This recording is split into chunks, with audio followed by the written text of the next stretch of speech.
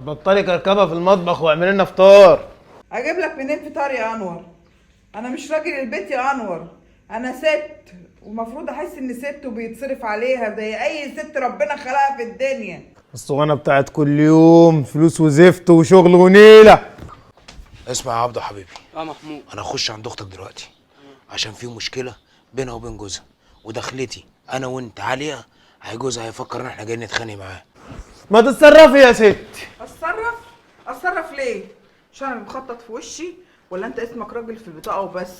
يا حبيبي اقول لك ايه، انا زهقت وتعبت وقرفت. على العموم انا كلمت اخويا يجي يشوف لي صرفه في الحوار الاسود ده. ما هي كمان رن عليا يا محمود. يا حبيبي ما قلناش حاجه، احنا مش جايين نضربه، احنا جايين نحل المشكله بتاعت اختك لان احنا مش عايزين نخرب عليها.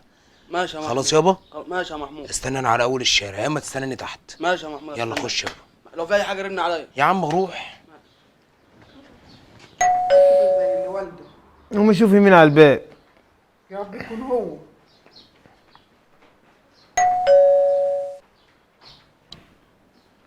ازيك يا شيرين؟ ازيك يا حبيبي؟ انت معايا ولا ايه؟ لا مش معايا ولا حاجه. هو ضربك؟ لا في كلام اوجع من الضرب يا حبيبي. في كلام اوجع من الضرب؟ هو جوه؟ حاضر لو ما طلبتكيش جوه في الكلام ما تنطيش.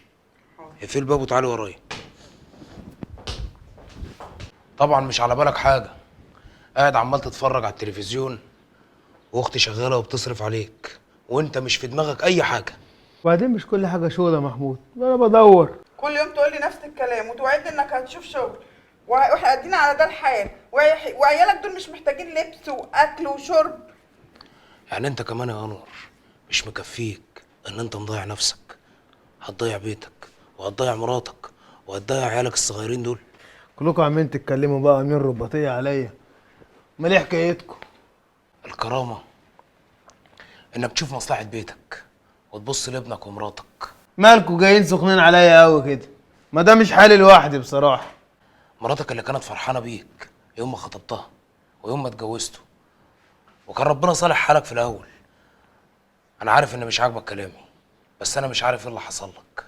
النهارده مراتك كل يوم ترن عليا بالليل وهي معيطه بتقول لي مش لاقيين مصاريف في البيت. انا لولا المصاريف اللي ببعتها لمراتك انت مش هتلاقي تاكل. ناس كتير قاعده في البيت مريحه وكلهم صحابي وحبايبي يعني، وقال لك ريح يا عم انت ياما شقيت وياما تعبت. ما جاتش على شويه استريحتهم في البيت دول تليفونا فيهم. انت مش كفايه ان انت سايب مراتك بتشتغل وتصرف على البيت وكمان مش عاجبك الكلام؟ انت فاكر نفسك مين يا عم انت؟ الناس اللي بتبقى بتدور على شغل تصحى من فجر الله، ما بتصحاش العصر.